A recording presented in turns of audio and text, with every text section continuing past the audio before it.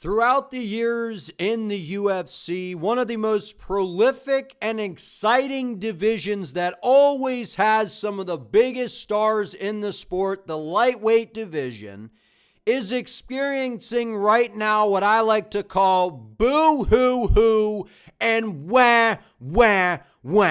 I mean, I am sick and absolutely tired of going on social media and just seeing these guys just whine and complain about every freaking thing in the lightweight division right now. I don't want to fight this guy. I want to fight that guy. I'm going to sit around and wait for a title shot, or, oh, I don't want to fight that guy. I want to fight this guy. I mean, shut up.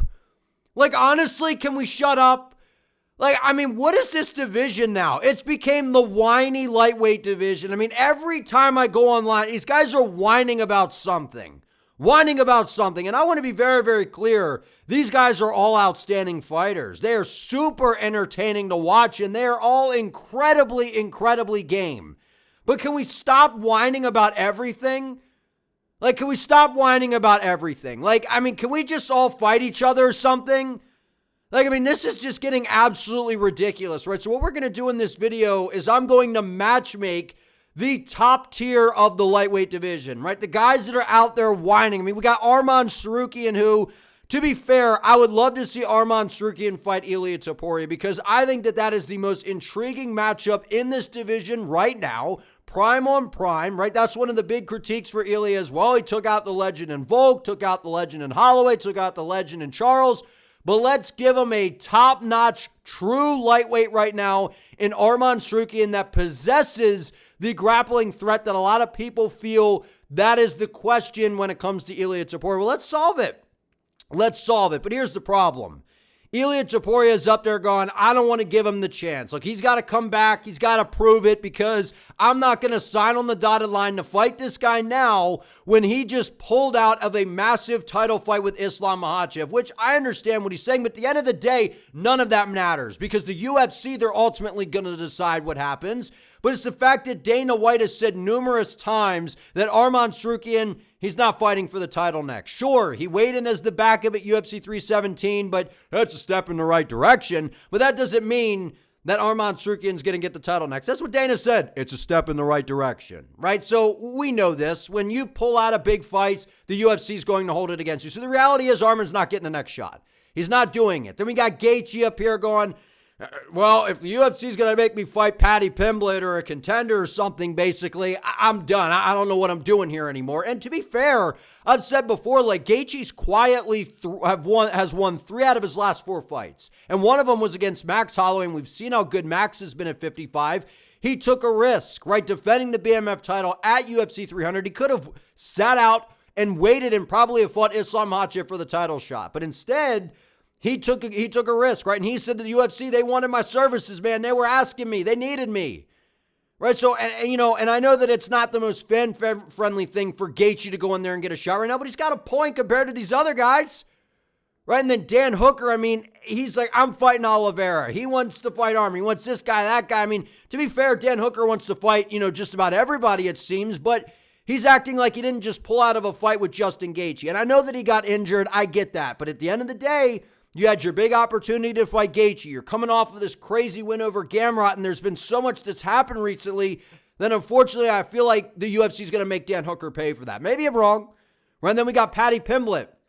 He's going out there, he's beating Michael Chandler. It was super impressive. I predicted him to win, but I didn't think he would butcher him like that, right? But the reality is he's beating guys that, I mean, when's the last time Chandler's won? When's the last time Bobby Green's won? And Tony Ferguson was on like a 7 or 8 fight skid heading into that fight. So, I mean, it's got name value, right? But, I mean, Paddy Pimblett can't get a title shot right now. I know he's got beef with Ilia. It's a fun narrative, but come on, man. And the fight's not even competitive. It's not. Right, then we got Ilia Topuria, who he's trying to big league everybody. He's playing the game of, well, I'm the champ. I'm going to do whatever I want, and I'm going to fight who I want. And if the UFC gives me Arman, I'm going to just vacate. And he's trying to basically say, like, if the UFC goes back on their word of just miraculously giving an Arman a title shot, I think that's what he's saying. I don't know. The bottom line is this division is whiny. It's getting on my nerves, and we're going to solve it in this video, because here's the lightweight landscape, right? And it's tricky. it's very tricky because realistically, we're looking at the top 10 here because no one at the top of this division is fighting anyone outside of the top 10. And there's guys even in this discussion that aren't going to be getting some of these names here. But I think it's very interesting because I feel like people are leaving out Rafael Fiziev. Listen, I know he got 2 cracks at Gaethje, lost both of them. One was on short notice. I still don't think he would have beaten Gaethje regardless, but still. Then he goes out there and beats a top upcoming prospect in Ignacio Bahamondes. I feel like that holds some weight to getting him in the conversation. So let's roll into this, man, because, I mean, they still got Islam here, which I don't know if he comes back to lightweight. I'm counting him as a welterweight now. But let's start with this right away. All right, and I know, whoa. You're going to see this and you're going to shit your pants. You're going to throw something at the screen. You're going to go, Jake's an idiot, whatever you're going to say. Hear me out first, okay? Justin Gaethje is going to get absolutely flatlined by Ilia Topuria. But here's the bottom line. I almost feel like maybe I'm wrong here. Tell me if you disagree with this. I feel like the UFC loves Justin Gaethje. They've seen this Ilia Topuria train going choot-choot, rolling through the featherweight and lightweight divisions right now. And it's basically either you dive underneath the train or you just dive out of the way, because if you don't do either, you are getting ran the hell over. And the UFC likes Gaethje, man. Gaethje has been one of the most entertaining fighters for how long in the UFC? He's a fan favorite. He's the highlight. He's everyone's favorite fighter, whatever. And I get all that. But at some point, if Gaethje's going to hold out and try to play this game, and I feel like the UFC's trying to protect him. They're like, man, we don't want to throw Gaethje in there and have him get flatlined in front of the world against this Ilia Topuria. I mean, am I wrong to think that? Like, I truly, really think that the UFC is thinking. Now, they don't want that to happen. Ilia is a horrific matchup for Justin Gaethje. Horrific matchup. So you're like, well, why are you booking this, Jake? Because if Justin Gaethje wants to be that boneheaded and go out there, I mean, I get it. It's a title shot. I get it. He's towards the end of the road here. He's kind of just chasing no one's been able to crack the code on Ilia. Fighters have confidence. Gaethje's got that delusion. He feels like he could do it. He gets absolutely flatlined by Justin Gaethje. And people are like, whoa, Jorge Masvidal, man. Who's Jorge to go in there and comment on Gaethje and saying that, he goes out there and fights Ilia. Ilia's going to put him in a coma or whatever Masvidal said. You disagree with what Jorge's saying? Jorge was training with Ilia Topuria, and he called this a long time ago, letting everyone know who Ilia was coming into all this. And Jorge's been spot on since the beginning when it comes to Ilia Topuria. And if Gaethje wants to go in there and get flatlined and kind of wants to, go against the UFC's protection of what I think that they're trying to do here, then so be it. Gaethje, you want your title shot? Go in there, allow Ilia to add your name to his resume, and you're going to get flatlined in front of the world. That's the reality. And I'm sorry if that's mean, and I'm ranting here because I'm irritated, right? And I get it. Look, Gaethje's a big name. He's got big leg kicks, right? He's got power. And to be fair, every fight that Gaethje is in, he hurts you. Right? Think about all the Gaethje fights. There's been so many, and he's fought, nothing but basically the best guys, right? Since he's came into the UFC, right? I think his debut was against Michael Johnson. I mean, he's only been fighting, big names basically, right? Super dangerous fights. But here's the reality with Justin Gaethje. He's getting older in his career. He's got a lot of money, right? And he's basically only going to be, what's going to get him back is this title run. And he doesn't want his name to be used against for an upcoming guy like a Paddy Pimblett. And I get that. I completely understand what Justin Gaethje's saying, but I really believe that there's like this angle where the UFC's like, man, we don't want to add you to that streak here, Justin. Right? And then if you're Ilia, you go out there and beat Gaethje, people are going to be like, it's an older Gaethje. It doesn't mean anything, right? That's what the Ilia haters are going to say. It's what they're going to say. That's why I don't want Ilia to take this fight. If he goes out there and beats someone like Arman, even though there's Arman pulled out of the fight, him beating Arman, which I think he would, that silences everything. It does. But the reality is the UFC probably will go this route. They like Gaethje. If this is what Gaethje wants, I think they're going to be like, all right, man, so be it. Go ahead. Gaethje, you want to get flatlined? You want to sign up for this? Then whatever. And of course, Gaethje has a chance because he's got the big leg kicks. He's got power. But everything that he does, Ilia does better. Ilia has a more precise calf kick. He doesn't load up on it. He's got almost no telegraph on it. He's a way better boxer than Gaethje. He's got more power than Gaethje. Right? And people, well, Gaethje's the hardest hitter. Cope harder. No, he doesn't. He's not the harder hitter. He's got crazy power, but Ilia's technique is so tight and everything he throws is perfect, man. He will sleep Justin Gaethje. Gaethje's way too reckless, man. Dips his head and throws these big, wild, ooga-booga slingshots. I mean, come on, man. He gets knocked out by Ilia Topuria. But the way that I feel now is given where everyone else is in the division. Like, sure, you could throw Max in there, but he lost to Ilia at featherweight. I feel like Max needs another one. Let's build Max up a little bit. Just throw Gaethje in there. He wants his title shot. Give it to him. He's won 3 out of the last 4. Right? It sounds like you don't want to be around much longer. This would be a fun fight. Someone's getting KO'd. Unfortunately, it would be Gaethje getting absolutely flatlined. But he wants the fight so bad, so just go ahead and give it to Justin Gaethje. Let's shut him up. Next, Arman Tsarukyan versus Paddy Pimblett in a 5-rounder. Now, would this headline a fight night? Probably not. This is a pay-per-view attraction. This is a, co-main event on a massive pay-per-view. Maybe they could even add this to like UFC 321 as a co-main on the Aspinall Gone card, right? And here's why. I'm going to tell you why. Arman Tsarukyan, one of the gripes right now is obviously we know about the weight miss, and if I hear one more thing about it, like people act like he's the only person that's ever pulled out of a fight before, right? And people are going to say that he was going to miss weight or he was, his back injury. There's different things going around. Dana's kind of hinted at some different things. I don't know the specific thing, but we do know he pulled out of a fight, but we can't hold it against the guy forever. But given Dana's words, Arman's going to need to come back and he's going to need to show something. And I don't think that there's a better option for him right now than to go out there against a guy like Paddy Pimblett, to where Paddy has all this hype. He's got this massive name to where if Paddy can go out there and beat Arman, well, now Paddy has clearly beaten someone in their prime, right? This isn't, a washed up Chandler, an older Bobby Green, a Tony Ferguson that hasn't won a fight in 10 years. This is a guy who's in the prime of his career, to where if Paddy beats Arman, he clearly gets a title shot next. Clearly. But then if Arman goes out there and beats Paddy, well, whoa, you came back, you took out a dangerous prospect in Pimblett who's been rattling him off, man, a guy that's right in that conversation for fighting for the title. He's got all this name value to where people are like, well, who's Arman? That's the game that everyone's playing. Who's Arman? Who's Arman? Who's Arman? You all know who Arman is because you keep saying his name, right? And Arman Tsarukyan, he's one of the best lightweights in the world, man. I must have said flyweights. One of the best lightweights in the world. And you can't tell me that this isn't an amazing fight. This is a title eliminator right here. And Gaethje fighting Ilia buys us time. That's the reality, right? Get Ilia, go out there, get your win. This is who you're going to be fighting next because we need Arman to get this other win, right? Based on merit, whatever you're trying to go off of. You don't want to set the precedent that you can pull out of a major card and just get walked back into another shot. I get that from a business angle. I do.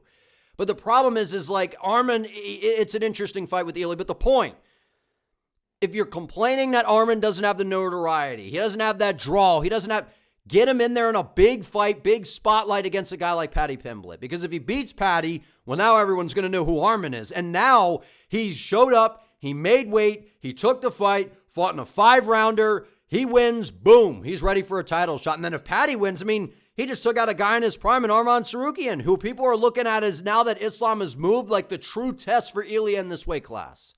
So sign me up for this. It would have bad blood. These guys have been chatting about each other the whole time. Arman's like he shouldn't even be in the top 10 or in the rankings, whatever he was saying. And Paddy's like trying to play off like, who is Arman? This is the makings of a huge fight, dude. And whoever wins, they're the clear-cut number 1 contender. That's the way I look at it. Both of them want a title shot. Have them fight 5 rounds, co-main event on a big pay-per-view. I like this fight a lot, man. And it checks all the boxes. Checks all the boxes, sign me up, and stylistically super intriguing. Right? Arman, the wrestling, outstanding ground and pound, improved striking with power, super explosive athlete. And then Paddy, his striking's improving. Looks like a scarecrow in there, doesn't look super technical, kind of just like muscles things out there, but it's working. It's working. He's got a good submission game, and his striking is coming along, and his grappling and ground and pound. This is an interesting fight here. An interesting fight. Book it for a number 1 contender fight. Next, we got Max Holloway versus Charles Oliveira. Now, listen. This isn't the one that I'm the most fond of, but what I'm taking into consideration to a degree is what the UFC, I think, is seeing behind the scenes as well. I'm trying to make this realistic, man, and the reality is, look, I want to see Max Holloway build a little steam in this weight class before you put him in there with Ilia again. Now, do I think that he has a much better shot at lightweight against Ilia than he did at featherweight? Of course, right? Because look what he did to Gaethje. Look what he did to Holloway. And he wasn't just winning against Poirier or winning against Gaethje.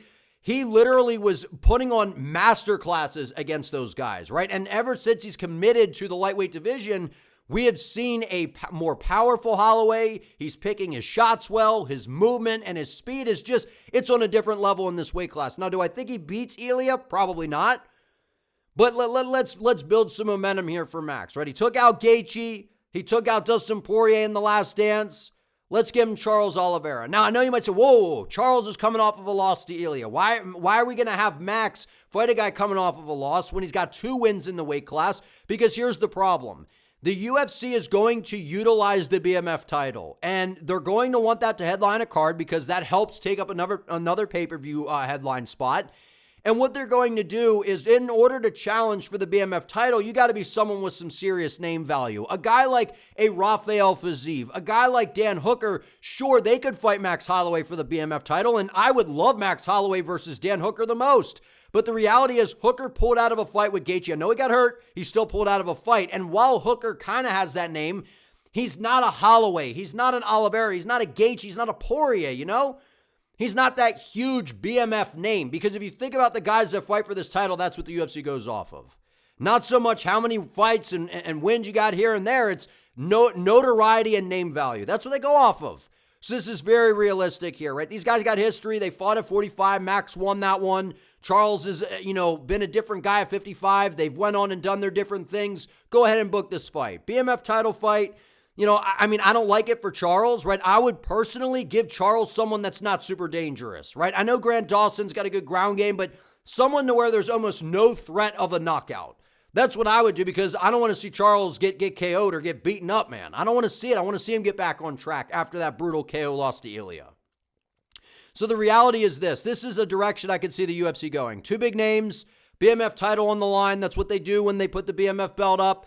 2 big names. It's a fun scrap, but I think Max Holloway just absolutely destroys Charles, which is why I don't want to see it. But I feel like it's very realistic for the UFC to do this. Gets Max another win. They build the momentum, and then now Max is right in the conversation for fighting for the title against Ilia. Then, so this division's just kind of a craziness right now.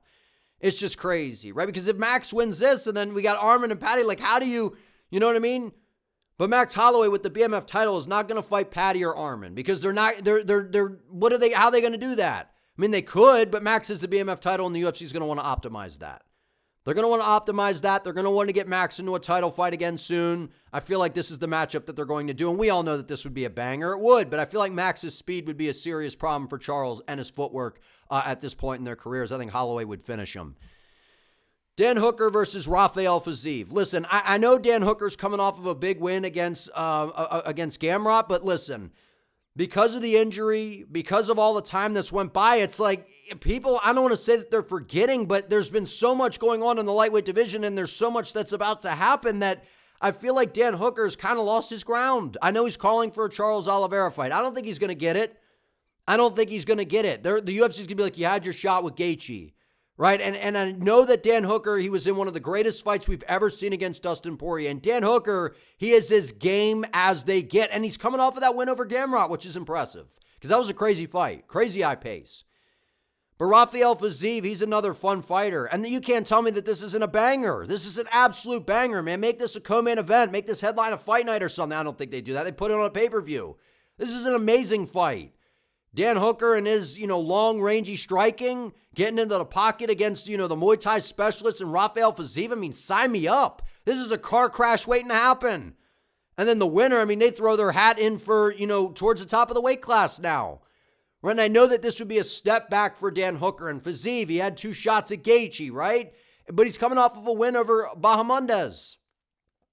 So there's just not a lot going on here in terms of where we can take these guys, because I think Fiziev is super fun, and him versus Hooker is a crazy fight.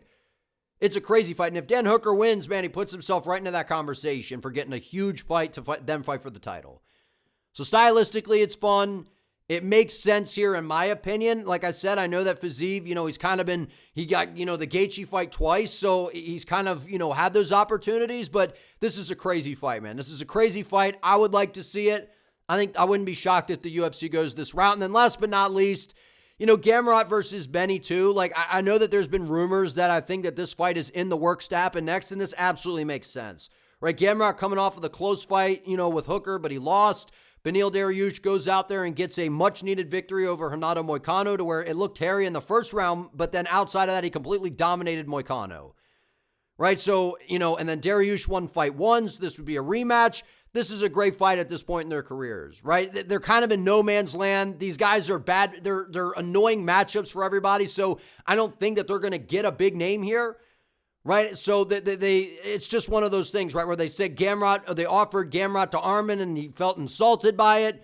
I feel like they're going to do this fight. This makes sense to do next. Gamrot versus Beneil. I feel like Gamrot wins this time, and then now, Gamrot's in kind of a weird spot. But this division's getting jammed up, man. But this is the fight that I think the UFC should make, 100%. Stylistically, it's interesting.